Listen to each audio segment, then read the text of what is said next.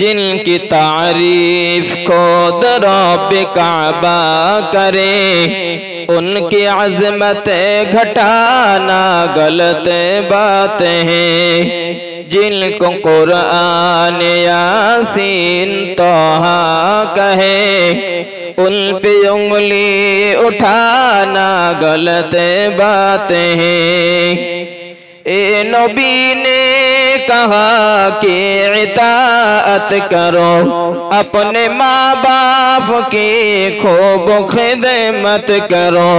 ए नबी ने कहा कि इताअत करो, अपने माँ बाप की खूब खिदमत करो। तेरे माँ बाप का तुझ पे एहसान है, उनके दिल को दुखाना गलत बात है।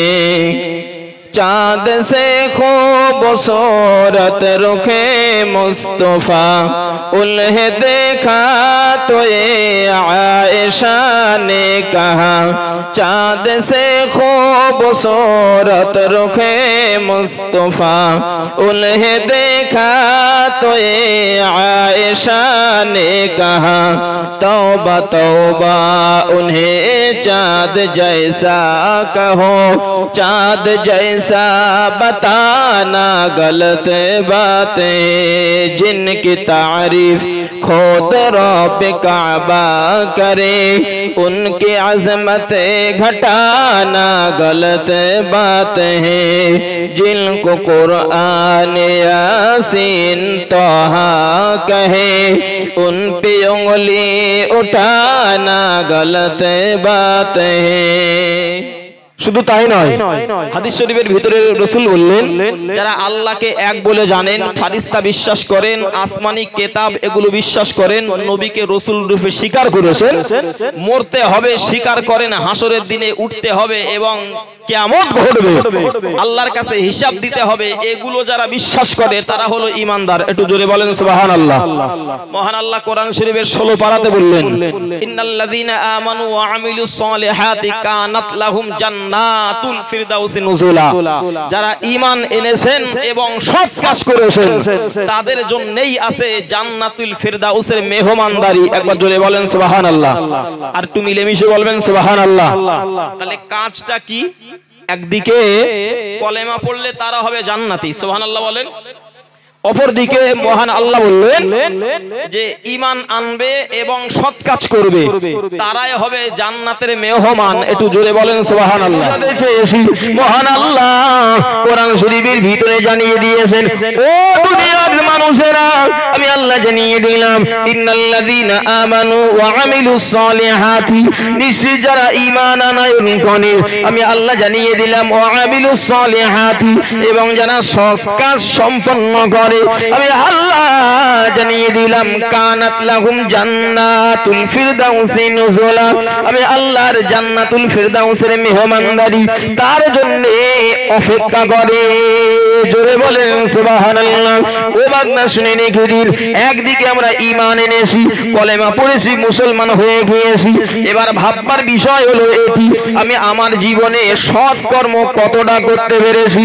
ও বান্দা শুনে রেখে দিন, শুধু তাই নয় গো, আমি আরো একটি আয়াত আপনার কাছে শুনিয়ে দেই।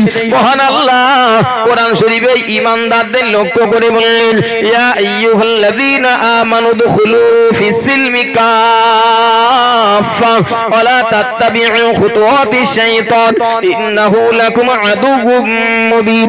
মহান আল্লাহ জানিয়ে দিয়েছেন, এই ঈমানদার সম্প্রদায়, আমি আল্লাহ তোমাদেরকে জানিয়ে দিলাম, উদখুলু ফিস-সিলমি কাফা, তোমরা পরিপূর্ণভাবে ইসলামের ভিতরে প্রবেশ করো, লা তাত্তাবিউ খুতুওয়াতিশ শাইতান, আমার আল্লাহ জানিয়ে দিয়েছেন, না না, শয়তানের পদাঙ্ক অনুসরণ করো না। দ্যাট মিন্স আমার আল্লাহ বুঝিয়েছেন, শয়তান যে কাজ করে, যে কর্ম করে, শয়তান যে কথা বলে, যে পথে চলে, না না, ওই কাজ করো না, ওই পথে চলো না, ওই কথাগুলো বলো করো না, কারণ আমি আল্লাহ জানিয়ে দিলাম ইন্নাহু লাকুম আদুউম মুবিন, শয়তান তোমাদের প্রকাশ্য শত্রু তথা শয়তান তোমাদের ওই পথে চালিত করে তোমাদের টেনে টেনে টেনে টেনে আমার আল্লাহর কঠিন জাহান্নামের ভিতরে নিয়ে যাবে।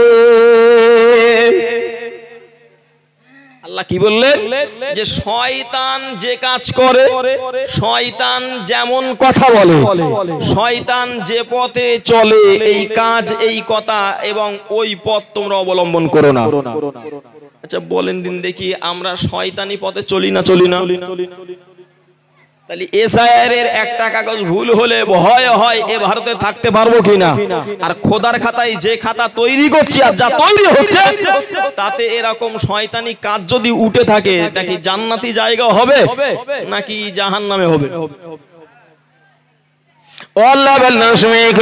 আয়াতটি অবতীর্ণ হওয়ার কারণ আমি আপনাকে শুনিয়ে দেই। বিশ্বনবী মুহাম্মদুর রাসূলুল্লাহ সাল্লাল্লাহু আলাইহি ওয়াসাল্লাম মক্কার জমিনে কলেমার প্রচার করছিলেন, কলেমার প্রচার করছিলেন। মক্কার মানুষের কানে কানে কর্ণকহারে আওয়াজ যখন পৌঁছে গেল, নবীর কাছে একজন ইহুদি চলে এসেছেন, নাম আব্দুল্লাহ বিন সালাম রাদিয়াল্লাহু আনহু। তিনি চলে এসেছেন নবীর কাছে, ডাক দিয়ে নবীকে ডেকে আব্দুল্লাহ বিন সালাম বললেন, ওগো মুহাম্মদ বিন আব্দুল্লাহ, আমি আপনার কাছে এসেছি কয়েকটি প্রশ্ন করতে। তিনটি প্রশ্ন আপনার কাছে করব, তিনটি প্রশ্নের জবাব যদি আমি পাই তবে আপনার হাতে হাত দিয়ে আমি আব্দুল্লাহ বিন সালাম ঈমানের কলেমা পড়ে নেব। জোরে বলেন সুবহানাল্লাহ, আর একটু জোরে বলেন সুবহানাল্লাহ। আব্দুল্লাহ বিন সালাম রাদিয়াল্লাহু আনহু ডাক দিয়ে নবীকে প্রশ্ন করা শুরু করলেন, ওগো মুহাম্মদ, আমার এক নম্বর প্রশ্ন হলো কিয়ামতের সবথেকে কাছের নিদর্শন কি হবে? যে নিদর্শনটা প্রকাশ পাওয়ার পরে, যে নিদর্শনটা দেখা গেলে দুনিয়ার মানুষেরা জেনে যাবে না না কিয়ামতের আর দেরি নাই। নবী আমার প্রশ্নটা শুনলেন, মাথা কানা নিচু করে চুপ করে বসে থাকলেন, আবার মাথা কানা উত্তোলন করে ডাক দিয়ে আব্দুল্লাহ বিন সালামকে ডেকে বললেন, ও বাবা আব্দুল্লাহ বিন সালাম, তোমার আর প্রশ্ন কি আছে বলো।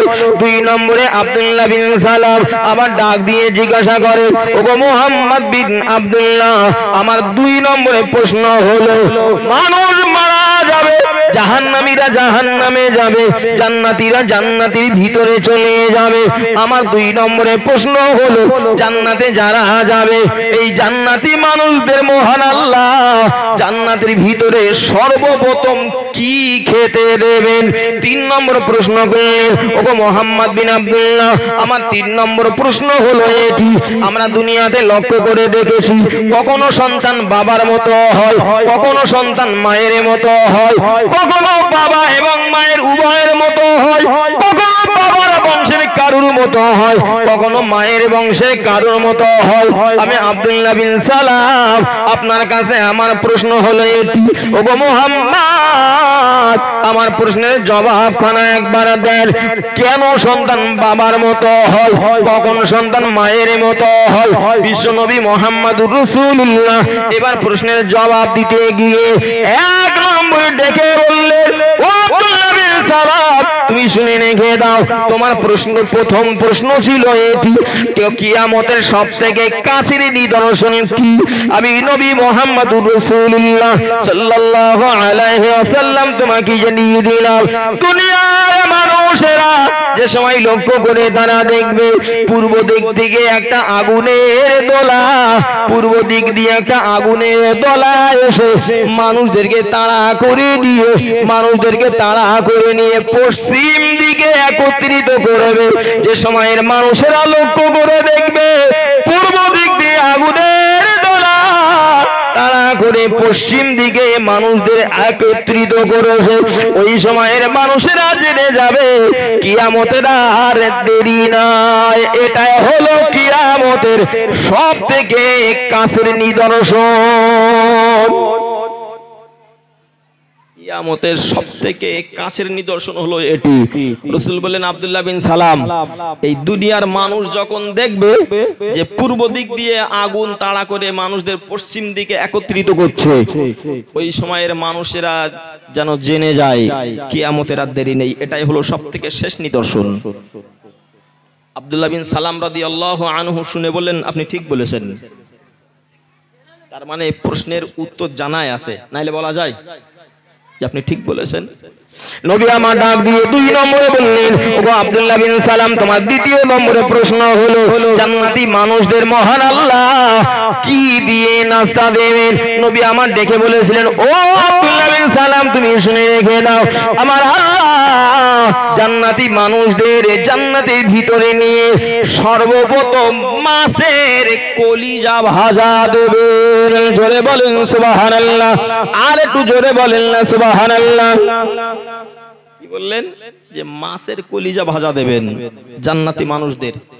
3 নম্বরের প্রশ্ন, নবী আমার ডাক দিয়ে আব্দুল্লাহ বিন সালামকে ডেকে বললেন, ও বাবা আব্দুল্লাহ বিন সালাম, তুমি শুনে রেখে দাও, আমি নবী তোমাকে জানিয়ে দিলাম, তোমার তৃতীয় প্রশ্ন হলো কখন সন্তান বাবার মতো হয়, কখন সন্তান মায়ের মতো হয়। নবী আমার বলেছিলেন, ও আব্দুল্লাহ বিন সালাম, তুমি শুনে রেখে দাও, স্বামী আর স্ত্রীর মেলামেশার সময় যদি বাবার বীর্য আগে স্খলিত হয়, সন্তান বাবার মতো অথবা বাবার বংশে কারুর মতো হয়। মায়ের বীর্য যদি আগে স্খলিত হয়, নবী বললেন সন্তান মায়ের মতো অথবা মায়ের বংশের কারুর মতো হয়। নবী আমার যেই বললেন, শোনার পরে সঙ্গে সঙ্গে আব্দুল্লাহ বিন সালাম রাদিয়াল্লাহু আনহু ডেকে বললেন, ওগো মুহাম্মদ বিন আব্দুল্লাহ, আপনি ঠিক বলেছেন। জোরে বলেন না সুবহানাল্লাহ। 3 নম্বর প্রশ্ন শোনার পরে বললেন, আপনি ঠিক বলেছেন। আব্দুল্লাহ বিন সালাম বললেন, আমি তৌরাত পড়ে দেখেছি, আখেরি জামানার নবী যিনি হবেন এই প্রশ্নের জবাবগুলো তিনি সঠিক দিতে পারবেন, অতএব আমি শিওর হয়ে গিয়েছি আপনি আখেরি জামানার নবী। আর দেরি নেই, আমাকে ঈমানের কলেমা পড়িয়ে দিন। একবার জোরে বলেন সুবহানাল্লাহ, আর একটু মিলেমিশে বলেন না সুবহানাল্লাহ। কলেমা পড়েছেন, নব মুসলমান। রাসূলের সঙ্গে চলতে চলতে কোনো একদিন এক দস্তারখানায় বসেছেন খাওয়ার জন্য, খেতে বসেছেন। তো মেজবান যিনি বাড়ির মানুষ, তিনি খেতে দিয়েছেন যা কিছু, তার ভিতরের একটি হলো উটের গোশ। কি বলেছি বলেন? উটের গোশ। একটু কথা বলেন। উটের গোশ খেতে দিয়েছেন। তো ইহুদিদের ধর্মের নিয়ম হলো